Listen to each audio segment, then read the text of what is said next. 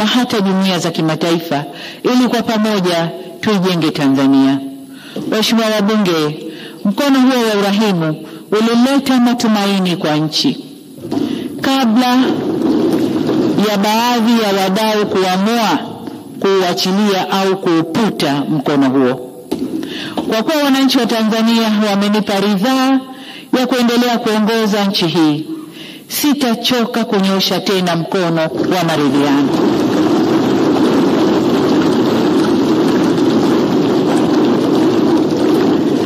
Ni matumaini yangu kuwa wadau wa kisiasa watapokea kwa dhati mkono wa maelewano, ili kwa pamoja tujenge mazingira mwafaka kwa maendeleo ya taifa letu.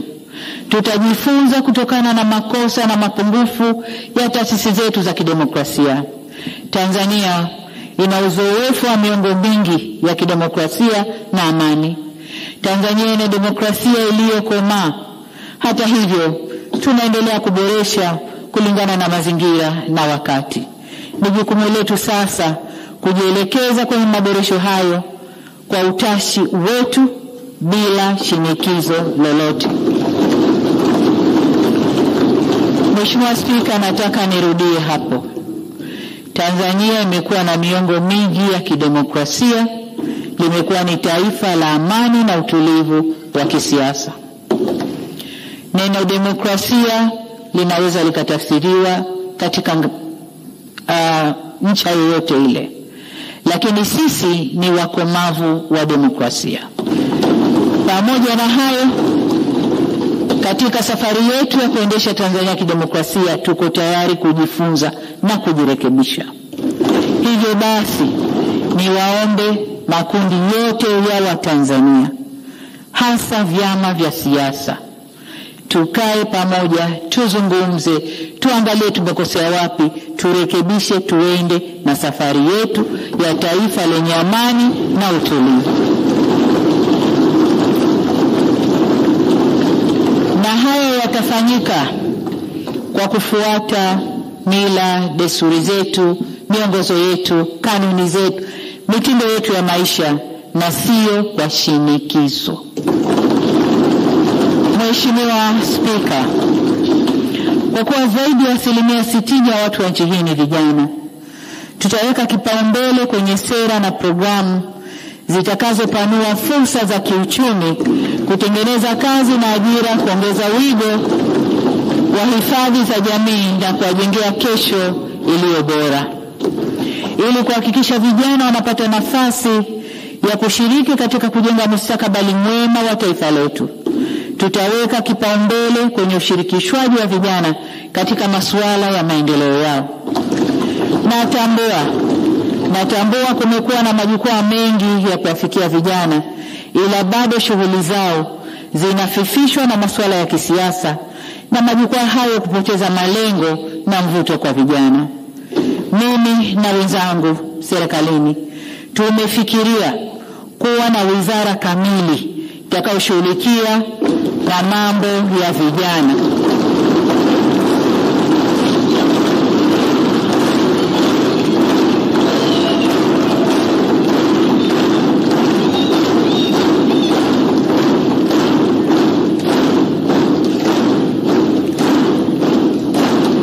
Asante sana waheshimiwa wabunge. Tumeamua kuwa na wizara kamili badala ya kuwa na idara ndani ya wizara yenye mambo mengi. Vile vile ninafikiria kuwa na washauri wa masuala ya vijana ndani ya ofisi ya Rais.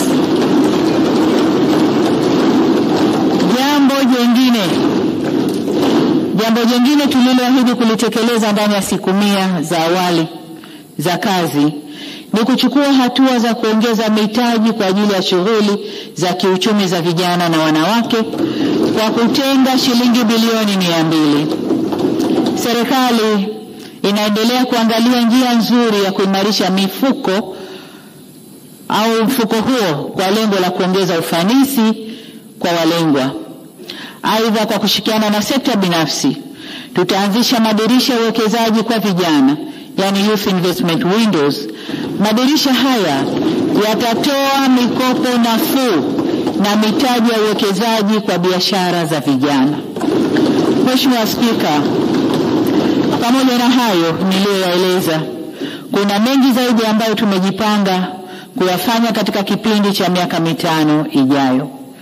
Ni dhima ya serikali kuendeleza ukuaji wa uchumi, na katika kipindi hiki tutaanza utekelezaji wa Dira ya Taifa ya Maendeleo ya mwaka 2025 mpaka 2050, tukilenga kujenga taifa jumuishi lenye ustawi, haki na linalojitegemea. Dira mpya imeweka vigezo vya kuchagua sekta na maeneo ya kupewa kipaumbele yaliyobainishwa kwenye andiko la dira yenyewe. Kati ya mikakati itakayofanyiwa kazi ni kuwekeza zaidi kwenye sekta zinazoajiri watu wengi, na miongoni mwa sekta hizo ni kilimo, utalii, viwanda, ujenzi na madini. Malengo yetu ya kiuchumi ni kupandisha kasi ya ukuaji wa uchumi toka 5.6% ya sasa hadi zaidi ya 7% kuelekea mwaka 2030. Ukuaji huu utaiwezesha serikali kuboresha huduma za kijamii na kujenga miundombinu wezeshi ya kiuchumi. Tutaimarisha masoko ya mitaji kwa kuhamasisha uwekezaji wa ndani na kutumia rasilimali zetu kama madini kudhamini mikopo ya uwekezaji badala ya kuweka mzigo mkubwa kwenye deni la taifa. Mwelekeo wetu ni kukua kwa pamoja kwa uchumi unaogusa maisha ya mtu mmoja mmoja, yani microeconomy, na kukua kwa uchumi jumla, yani macroeconomy. Mheshimiwa Spika, mtakubaliana nami kuwa sekta binafsi ni nguzo muhimu ya ukuaji wa uchumi, hususan sekta binafsi ya ndani. Tutaboresha zaidi mazingira ya biashara nchini kwa kukamilisha utekelezaji wa mpango wa kuboresha mazingira ya biashara, yani mkumbi. Aidha, tutatekeleza mapendekezo ya tume niliyoiunda ya kuboresha mifumo ya kodi nchini ili kuwapatia wafanyabiashara wetu wepesi katika kufanya biashara zao.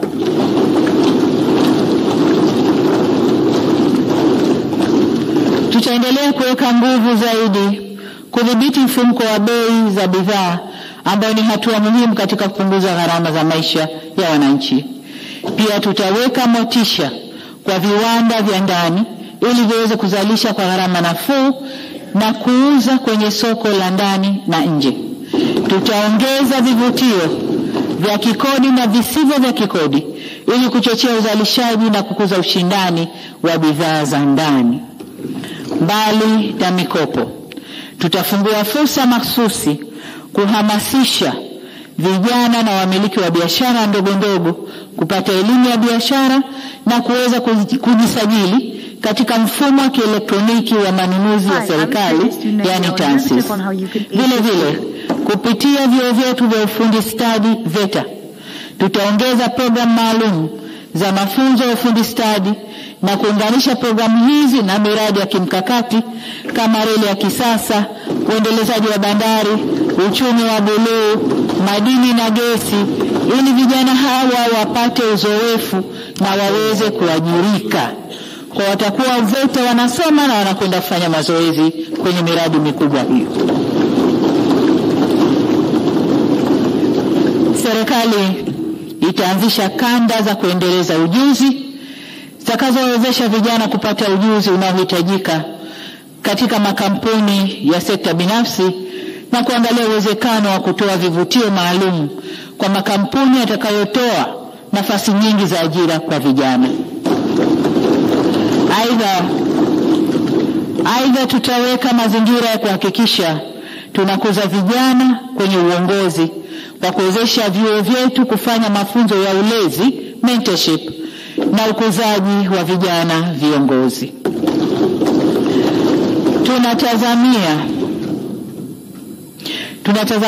Tutaitazama mikopo ya 10% ya makusanyo ya halmashauri zetu ili kuboresha upatikanaji wa mikopo hiyo kwa walengwa.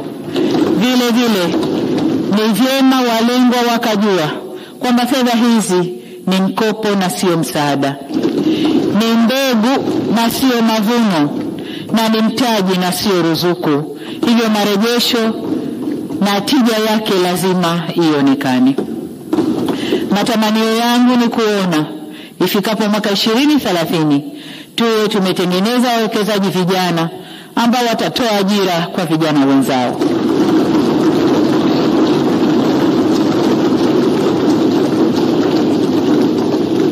Mheshimiwa Spika, kwa kushirikiana na sekta binafsi na wadau wa maendeleo, tutahamasisha ufadhili wa biashara za wanawake ili kuwasaidia wanawake wanaofanya kazi kwenye masoko. Tutaongeza na kuratibu kwa karibu mifuko ya uwezeshaji wananchi kiuchumi ili kurasimisha biashara zao na kuwawezesha kukopesheka. Tutawekeza katika kuboresha miundombinu ya masoko, mifumo ya maji safi na maji taka, huduma za afya na vituo vya matunzo ya watoto kwenye masoko.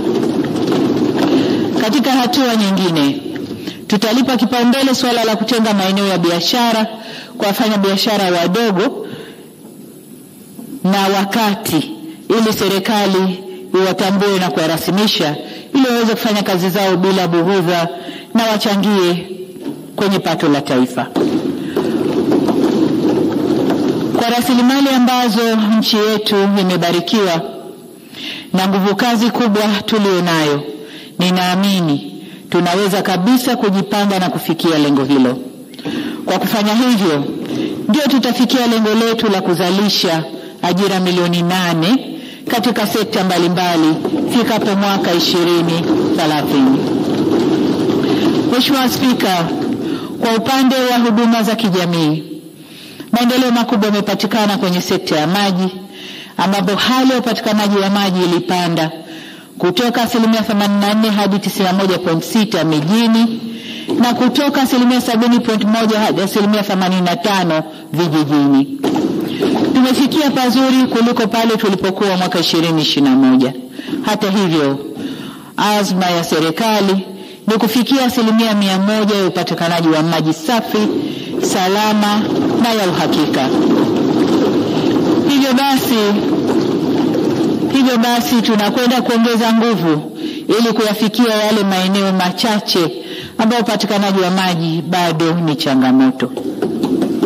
Katika miaka 5 ijayo, tutakamilisha ujenzi wa gridi ya taifa ya maji ambayo itategemea maji kutoka Ziwa Victoria, Ziwa Tanganyika na Ziwa Nyasa.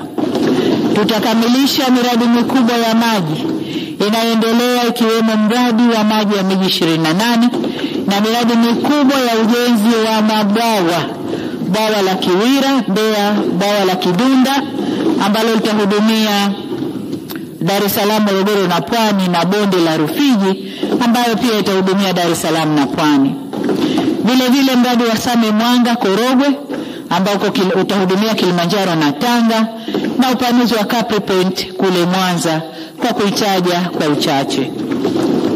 Mheshimiwa Spika, kwenye sekta ya afya, mbali na masuala ya bima ya afya kwa wote na ongezeko la ajira za watumishi wa afya ambao nimeshagusia, tutakamilisha ujenzi wa hospitali, vituo vya afya na zahanati zinazojengwa kote nchini. Tutaendelea kuboresha hospitali ya taifa ya Muhimbili na kuongeza uwezo wake kutoka vitanda 1435 vya sasa hadi vitanda 1757 ifikapo mwaka 2030. Itakapokamilika, itaweza kutoa huduma za kibingwa na kuwa hospitali ya kutumainiwa na kukimbiliwa katika Afrika Mashariki. Tutaongeza huduma za kibingwa za afya kwenye hospitali zetu za rufaa za mikoa na hospitali za rufaa za kanda ili kuwapunguzia gharama wananchi kutafuta huduma za rufaa nje ya mikoa yao. Tunataka badala ya kuwa na watu kuzifuata huduma ziwafuate watu.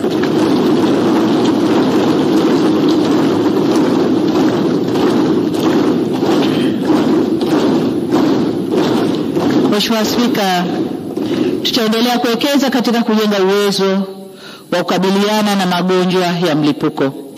tumejipanga kujenga hospitali moja kubwa ya kitaifa ya magonjwa ya mlipuko na tutaijenga kule mkoani Kagera. Vile vile tutajielekeza katika kuongeza uwezo wa uzalishaji wa dawa, vifaa tiba na vitendanishi ili kupunguza uagizaji na kupunguza gharama za matibabu. Katika hili tutavishirikisha viwanda vya ndani, tutavihakikishia viwanda vya ndani soko la uhakika kupitia Bohari ya Madawa MSD. Hali kadhalika tutakuza utafiti, utambuzi na utoaji wa ithibati wa dawa zetu za asili. Baada ya uwekezaji huu tutajielekeza zaidi kwenye kinga, yani preventive medicine, tofauti na tulivyo sasa kujielekeza zaidi kwenye tiba. Aidha, serikali inatambua mchango wa sekta binafsi katika utoaji wa huduma za afya na ahadi yetu ni kuendeleza ushirikiano mkubwa na sekta binafsi. Mheshimiwa Spika, kwa upande wa sekta ya elimu, katika miaka 5 ijayo tunaanza utekelezaji kamili wa maboresho ya sera ya elimu inayosisitiza elimu ujuzi. Tutaendelea kuweka mkazo zaidi kwenye masomo ya sayansi na hisabati. Azma yetu ni kuongeza wanasayansi wabobezi katika eneo la sayansi ya data, akili unde, sayansi ya kompyuta na teknolojia za viwanda. Tutatumia mfuko wa Samia Scholarship kusomesha wanasayansi hawa ndani na nje ya nchi.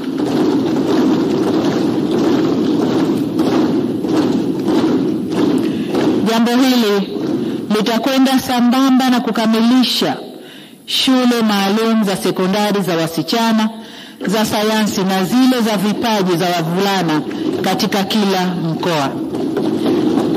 Ili kuhakikisha mitaala na silabasi zetu zinatekelezwa kikamilifu, tutaunganisha kwa njia ya kidijitali shule za vijijini na mijini ili kubadilishana uzoefu na taarifa. Kama tulivyoahidi wananchi, tutaongeza mikopo ya elimu ya juu, kwani kipindi hiki kwa mara ya kwanza katika historia ya nchi yetu tutakuwa na kampasi za vyuo vikuu kila mkoa. Vile vile tutasimamia mpango wetu wa kuhakikisha kila wilaya ina chuo cha VETA chenye vifaa stahiki vya mafunzo kwa vitendo. Mheshimiwa Spika, nilishagusia swala la kuongeza walimu.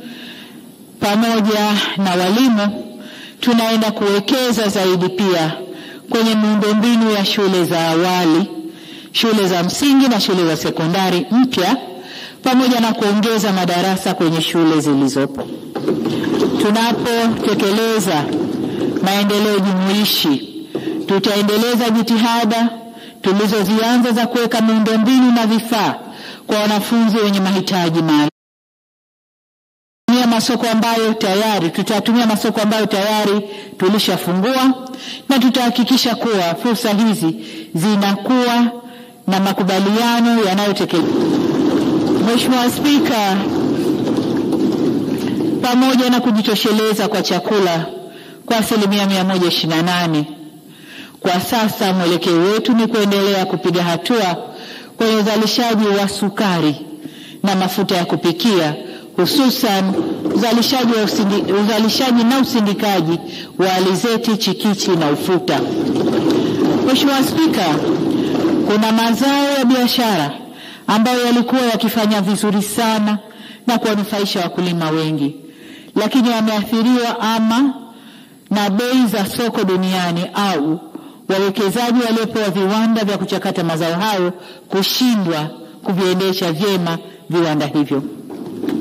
Tutayasimamia kwa karibu zaidi mazao ya chai, kahawa, parachichi na pamba, tukiwa na shabaha ya kupanua masoko, kuongeza ushindani wa bei na kuwafaidisha zaidi wakulima wetu.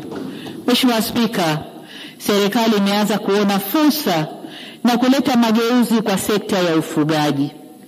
Miongoni mwa ahadi zetu kubwa ni kuongeza eneo lililopimwa na kutengwa kwa shughuli za ufugaji toka ekari milioni 3.46 hadi ekari milioni 6. Hatua hii itaepusha migogoro baina ya wafugaji na watumiaji wengine wa ardhi na itaongeza wigo wa uzalishaji wa malisho ya mifugo ili tuelekee kwenye ufugaji wa kisasa.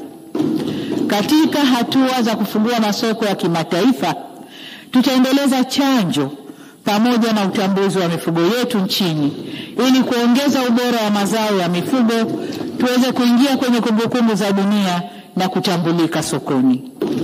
Pamoja na hatua hiyo, tutaendelea kuboresha kosafu breeds za mifugo, kujenga mabwawa ya kunyweshea, majosho, machinjio na miundombinu mingine muhimu kwa ajili ya ufugaji. Lengo ni kuwa na mnyororo wa kuongeza thamani ya mifugo na mazao ya mifugo kwa ajili ya kuliendea soko la nje. Yani tutaongeza thamani, tufungue soko au tuongeze thamani ya mifugo yetu kwa ajili ya kuliendea soko la nje. Tutoke kwenye kumtazama ng'ombe na mlio wake, tutazame uzito wa nyama, ladha ya nyama, wingi wa maziwa, ubora wa ngozi na ubora wa kwato na pembe. Mtazamo huo ndio utakaoleta mapinduzi ya sekta ya mifugo.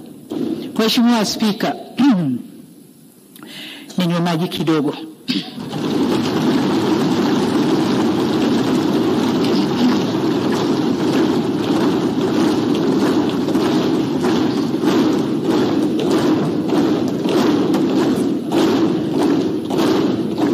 Asanteni sana.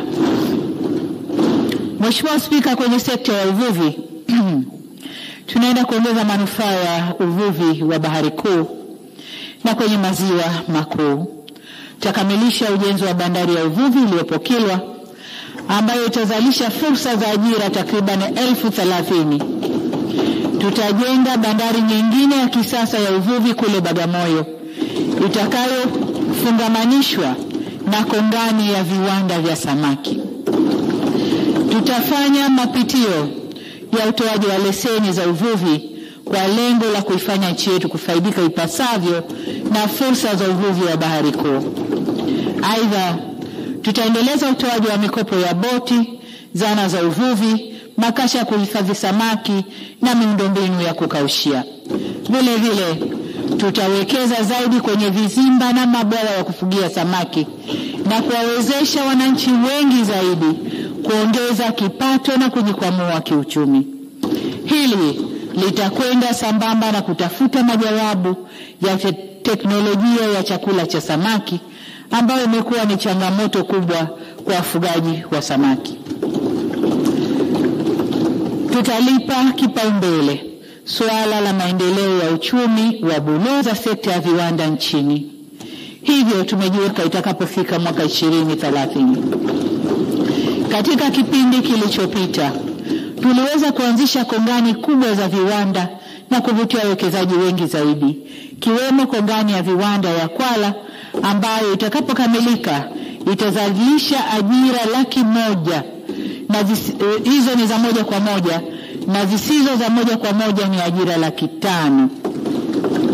Na pia kongani ya viwanda ya Buzwagi inayotarajia kuzalisha ajira 300,000 itakapokamilika.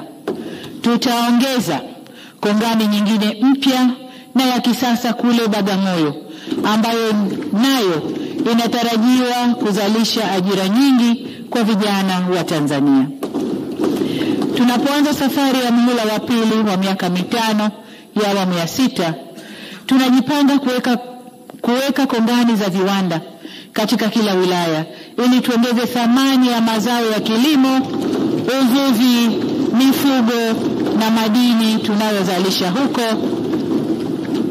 vitakavyoweza kuzalisha bidhaa tunazozihitaji au zinazohitajika kwenye masoko ya maeneo yetu. Tutahamasisha ujenzi wa viwanda vitakavyozalisha vitakavyolisha viwanda vingine. Viwanda hivyo vitazalisha malighafi na vipuri vitakavyotumiwa na viwanda vingine na viwanda vitakavyozalisha bidhaa zitakazohitajika kwenye masoko ya kikanda. Lengo la mkakati huu ni kuelekea kwenye taifa linalojitegemea. Mheshimiwa Spika, kuna viwanda ambavyo vimebinafsishwa lakini vimetelekezwa na havifanyi kazi. Hali hii inakinzana na dhamira njema ya kuvibinafsisha na pia inawakosesha wananchi soko na fursa za ajira. Kwa kuwa viwanda hivi vilikusudiwa kuongeza thamani ya mazao katika maeneo viliko, tutashirikisha vyama vya ushirika katika kuvifufua na kuviendesha.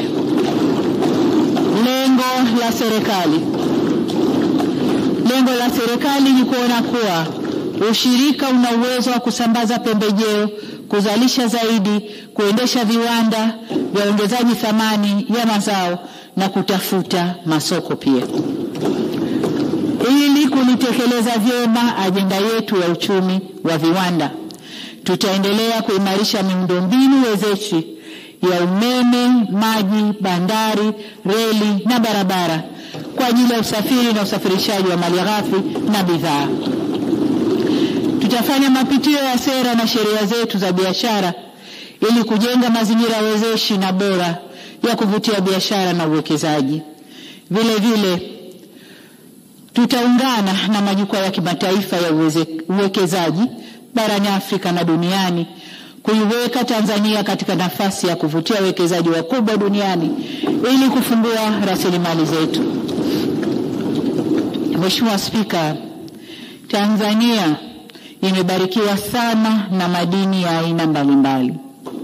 Hadi sasa eneo lililopimwa na kufanyiwa utafiti wa kina ni 16% tu ya eneo lote la nchi yetu yenye miamba yenye madini nchini.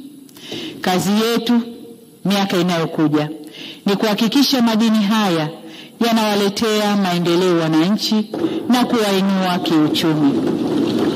Katika kipindi kilichopita tuliweza kuongeza mchango wa sekta ya madini kwenye pato la taifa kutoka 6.8 mwaka 2020 hadi kufikia 10 mwaka 2024.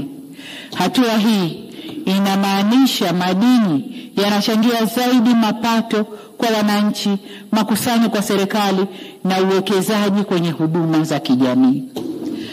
Kuelekea mwaka 2030 tutakamilisha mkakati wa madini adimu, yani critical minerals, ili serikali itambue aina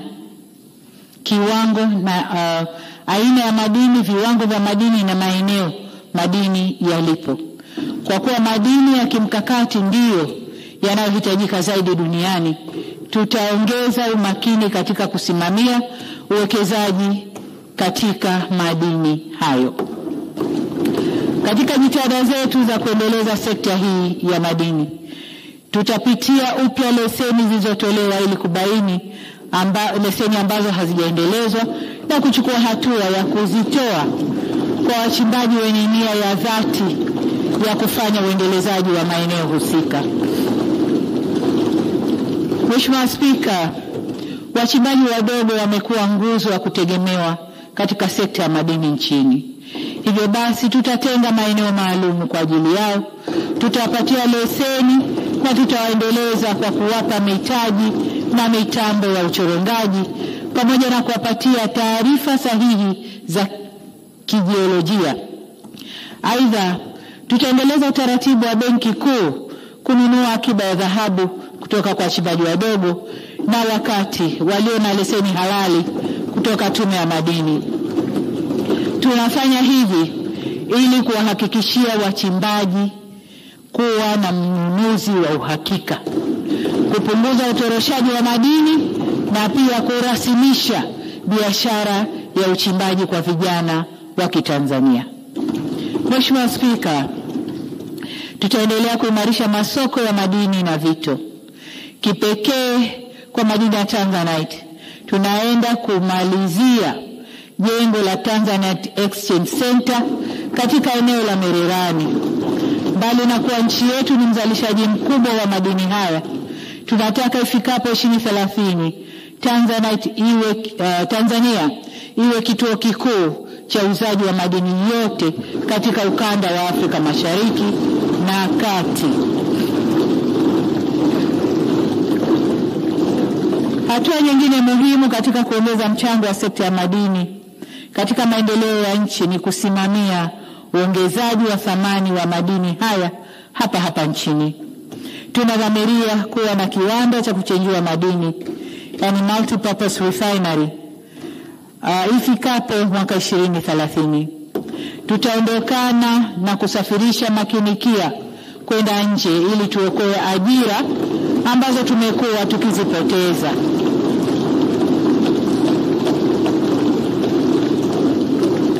Vile vile tutaanzisha mfuko wa wakfu wa madini, Minerals Sovereign Wealth Fund, ili fedha zitokanazo na madini zije ziwafae vizazi vijavyo.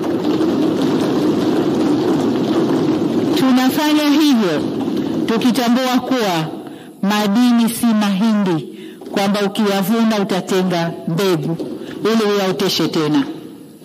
Tunajua kwamba ukichimba madini yana mwisho wake. Tunaweka fedha hiyo ili vijana wetu, vizazi vyetu vijavyo, watapokuja kukuta mashimo wakute na fedha ya kuendeleza maisha yao.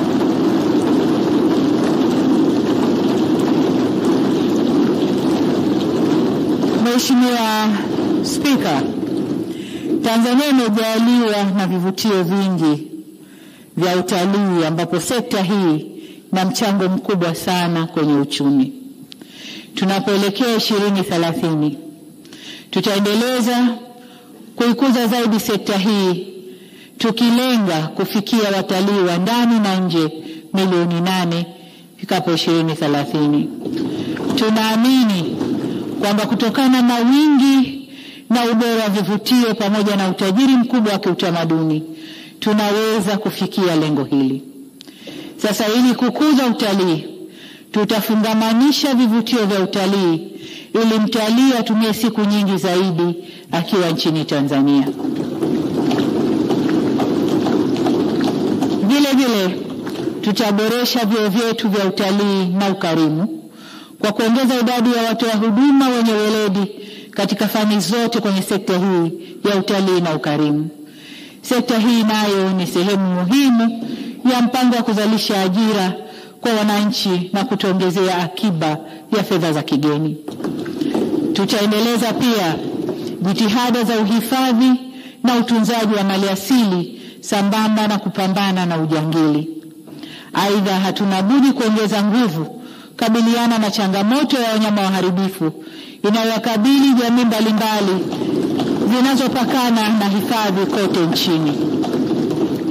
Niwaahidi kuwa serikali itaongeza askari, vituo vya ulinzi, mbinu na vifaa vya kisasa ikiwemo ndege nyuki kwa kukabiliana na janga hilo la wanyama waharibifu. Mheshimiwa Spika, eneo jingine takalolipa uzito mkubwa ni sekta ya ujenzi.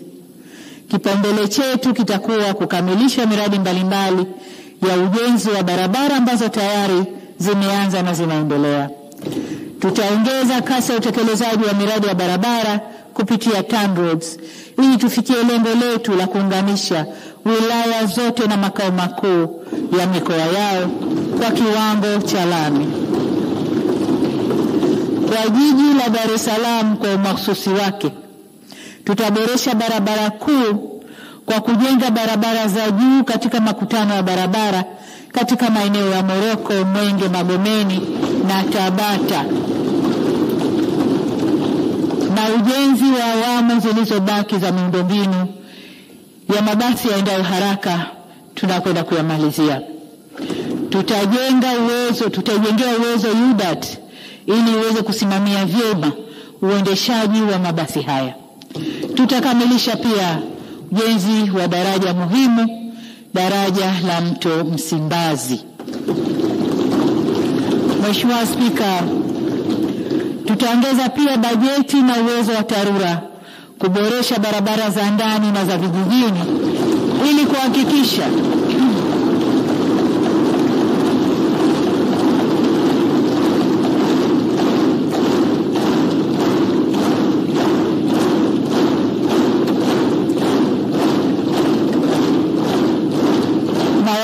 Mheshimiwa wabunge, nawashukuru na mmenionyesha kwamba hii hapa ndipo nimegonga, na kwa maana hiyo nikaweke nguvu kubwa kwenye eneo hili. Kwa tutahakikisha tunaipa bajeti ya kutosha TARURA ili kuhakikisha barabara za vijijini ziwe zinapitika mwaka mzima, na kwa wakulima wanaweza kufikia masoko kwa urahisi. Kwa upande wa ujenzi wa makazi, jitihada zetu zitajielekeza kupunguza gharama za vifaa vya ujenzi ili kuwezeshe wananchi kujenga makazi bora. Tutaweka mkazo maalum kwenye nyumba bora na nafuu. Tutasimamia utekelezaji wa sera zinazolenga kuboresha hali ya makazi kwenye maeneo yenye makazi duni. Tutashirikiana na sekta binafsi ili kuongeza uwekezaji kwenye miradi ya uendelezaji miji kwa kujielekeza kwenye ujenzi wa nyumba za bei nafuu, yani affordable housing. Sambamba na hilo, tutaongeza kasi ya urasimishaji wa maeneo ya makazi na kuimarisha utatuzi wa migogoro ya ardhi kwa kupima ardhi nchi nzima kwa teknolojia ya kisasa ya satellite. Mheshimiwa Spika, hakuna maendeleo ya kiuchumi na kijamii bila nishati ya umeme wa uhakika na wenye nafuu. Hakuna. Katika kipindi kilichopita, tuliweza kuongeza kiwango cha uzalishaji wa umeme toka megawati 1600 na kufikia megawati 4000, na pia kufikisha miundombinu ya umeme kwenye kila kijiji. Tunapoelekea mwaka 2030, tumejiwekea lengo la kuongeza uzalishaji wa umeme maradufu kufikia megawati 8000, na tutaendelea kupanua mtandao wa umeme ili kuvifikia vitongoji vyote nchini Tanzania. Tutaongeza uzalishaji kwa kutumia vyanzo vya nishati mbalimbali ambazo nchi yetu imebarikiwa nazo, ikiwemo maji, jua, gesi, joto ardhi na upepo, na hata umeme utokanao na nguvu ya nyuklia. Vile vile, kupitia mpango wa gridi imara, tutakamilisha ujenzi wa miundombinu ya usafirishaji wa umeme na tutaongeza vituo vya kupoza umeme ili kuhakikisha shughuli za kiuchumi na makazi yanapata umeme wenye nguvu inayotakiwa. Lengo letu ifikapo 2030, mikoa yote ya Tanzania iwe muunganishwa na gridi ya taifa ya umeme. Ili